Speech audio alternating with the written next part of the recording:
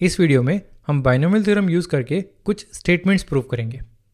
जैसे कि ये पहली स्टेटमेंट 9 की power n plus 1 minus 8n minus 9, ये जो एक्सप्रेशन है this is divisible by 64 when ever n is a positive integer. यानी n को हमें पॉजिटिव इंटीजर रखना है और जब तक n पॉजिटिव इंटीजर रहेगा तब तक जो भी n की वैल्यू लोगे ये एक्सप्रेशन हमेशा 64 से डिविजिबल होगा। ये हमें प्रूव करना है। तो एक बार वीडियो पॉज करो, खुद से ट्राई करो। ओके, अब साथ में करते हैं। प्रूव करने से पहले एक बार इसे टेस्ट कर लेते हैं। n की कोई सिंपल सी वैल्यू उठाते हैं। पॉजिटिव इंटीजर बोल रहा है तो सबसे सिंपल वैल्यू हुई n की वैल्यू 1 जब डालेंगे तो ये तो हो जाएगा 8, ये हो जाएगा 9 स्क्वायर, 9 स्क्वायर हो गया 81 माइनस 9 इज 72 माइनस 8 इज 64। ये तो खुद ही 64 है। 64 is divisible by 64, this means ये स्टेटमेंट सही है 1 के लिए। अब तुम चाहो तो वीडियो पॉज करके 2, 3, 4 के लिए भी टेस्ट कर सकते हो। ये स्टेटमेंट सही रहेगा किसी भी n की वैल्यू के लिए जो पॉजिटिव इंटीजर है। ठीक है, तो स्टेटमेंट तो सही है, लेकिन इसे प्रूव कैसे करें। अब ऐसी सिचुएशंस में कई बार सवाल में ही क्लूज होते हैं। जैसे कि यहाँ पर कुछ क्लूज रखे हुए हैं जो मैं लिख देता हूँ। पहला क्लू है डिविजिबल बाय 64। अब 64 ही क्यों, 63 क्यों नहीं, 77 क्यों नहीं, कुछ तो होगा 64 में जो हमारे काम आ सकता है। वेल 64 एक परफेक्ट स्क्वायर है, 8 की पावर है, तो हो सकता है कि हमारे प्रूफ में we have something to do with powers of 8, कुछ 8 की पावर्स का काम चल रहा होगा। दूसरा clue is minus 8n minus 9। भाई सब्ट्रैक्ट क्या कर रहे हैं हम, 8n और 9, कुछ टर्म्स सब्ट्रैक्ट हो रही हैं किसी एक्सपेंशन से। लिख लेते हैं, seems like some terms from some expansion are being subtracted. और तीसरा और आखिरी क्लू आएगा 9 की पावर n प्लस 1 से। हो सकता है 9 की किसी पावर को हम तोड़ के किसी एक्सपेंशन के फॉर्म में लिख रहे हो और उसकी टर्म्स सब्ट्रैक्ट कर रहे हो। 9 को हम लिख सकते हैं 8 प्लस 1। और अब अगर हम तीनों क्लूज को साथ में जोड़ें तो साफ दिख रहा है कि 9 की एक पावर की एक्सपेंशन हो रही है। तुम चाहो तो वीडियो पॉज करके खुद से ट्राई कर सकते हो। चलो साथ में करते हैं। तो 9 की पावर n प्लस 1 को हम लिख सकते हैं 1 प्लस 8 की पावर n प्लस 1। अब ये 1 प्लस x की पावर n की तरह दिख रहा है, तो इसमें एक बाइनोमियल थ्योरम लगा सकते हैं। इसको अगर हम एक्सपेंड करें तो ये हो जाएगा n प्लस 1 c0 8 की power 0 plus n plus 1 c1 8 की power 1 plus n plus 1 c2 8 square and so on. आखिरी टर्म हो जाएगी n plus 1 c n plus 1 8 की पावर n प्लस 1। सारी टर्म्स नहीं निकालनी है, ये ध्यान रखना है कौन सी चीज़ 64 से डिविजिबल है और कौन सी नहीं है। और ख़ास ध्यान रखना है 8n और 9 का, ये दिख जाए तो बहुत बढ़िया है। तो कुछ टर्म्स सिंप्लीफाई करते हैं।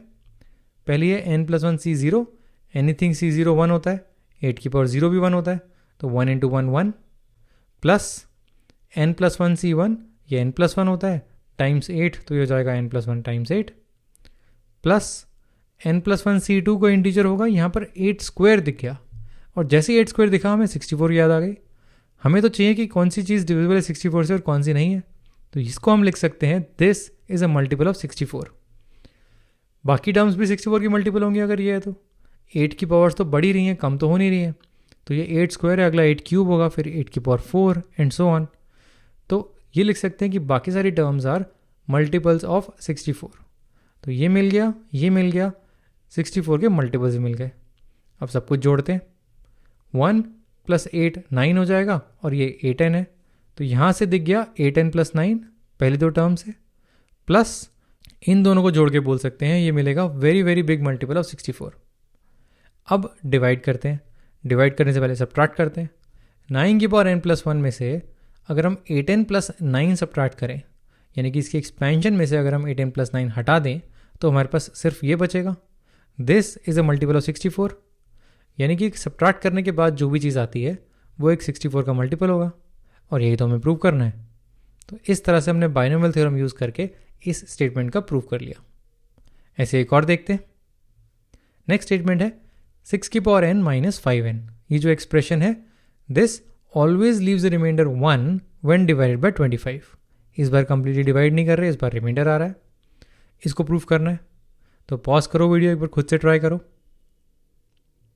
ठीक है, 1 की वैल्यू डालते हैं। 6 की पावर 1 इज़ 1 माइनस 5 इज़ 1, तो ये 1 बचता है।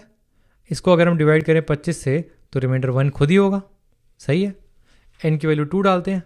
6 स्क्वायर इज 36 माइनस 5 टाइम्स 2 10, तो 26 हो गया। 26 को 25 से डिवाइड करेंगे तो भी रिमाइंडर 1 आएगा। और भी n की वैल्यूज डालोगे तो यही रिमाइंडर 1 आएगा। बट अब सवाल ये है कि इसको प्रूफ कैसे करें। तो वही चीज़ जैसे हमने पिछली बार की थी दोबारा करते हैं, क्लूज ढूंढते हैं। पहला क्लू इज डिवाइडेड बाय 25। 25 ही क्यों, 10 क्यों नहीं, 12 क्यों नहीं। 25 एक पावर है 5 की, तो हो सकता है we are doing something with powers of 5। Next clue is -5n। क्या सब्ट्रैक्ट कर रहे हैं, कोई टर्म सब्ट्रैक्ट कर रहे होंगे किसी न किसी एक्सपेंशन से, और एक्सपेंशन किसकी होगी वो क्लू देगा 6 की पावर n। ये आखिरी क्लू है, 6 raise to the power n। 6 को ब्रेक करके लिख सकते हैं 1 + 5, तो हो सकता है 1 + 5 की एक्सपेंशन हो। तीनों को जोड़ें तो ये दिख रहा है कि हम 6 की पावर n को तोड़ना चाह रहे हैं। 6 की पावर n इज 1 + 5 की पावर n।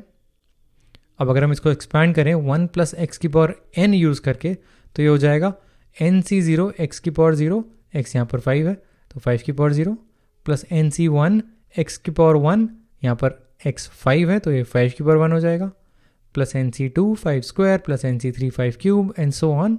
आखिरी टर्म हो जाएगी ncn 5 की पावर n। अगेन सारी टर्म्स नहीं निकालनी, ध्यान रखना है कौन सी चीज़ 25 से डिवाइड हो रही है और कौन सी चीज़ रिमाइंडर है, और 5n दिख जाए तो बहुत बढ़िया है। चलो सिंप्लीफाई करते हैं। nc0 हो गया 1, 5 की पावर 0 इज़ 1, दोनों को मल्टीप्लाई करके आ गया 1, plus nc1 is n times 5, 5n, यही देखना था हमें 5n, प्लस 5 स्क्वायर है यहाँ पर तो ये 25 का मल्टीपल है, प्लस बाकी सारे भी 25 के मल्टीपल है। तो जैसा पिछले क्वेश्चन में था वैसा यहाँ पर भी है। Everything else is a multiple of 25, तो we have many more multiples of 25। 5 की पावर 0 बढ़ ही रही है। ओके, अब क्या करें, 6 की पावर n में से 5n माइनस करना है, तो इसकी एक्सपेंशन में से 5n माइनस करते हैं। तो जब 6 की पावर n में से 5n माइनस करेंगे तो ये हट जाएगा, हमारे पास आएगा 1, और वट एवर दिस इज, ये जो भी है ये एक मल्टीपल होगा 25 का, तो वेरी बिग मल्टीपल ऑफ 25। अब अगर आप 6 की पावर n माइनस 5n को डिवाइड करते हैं 25 से, तो ये तो पूरा कट जाएगा, रिमाइंडर बचेगा 1, और यही हमें प्रूफ करना है। तो इस तरह से हमने बाइनोमियल थ्योरम यूज़ करके दोनों स्टेटमेंट्स को प्रूफ कर लिया।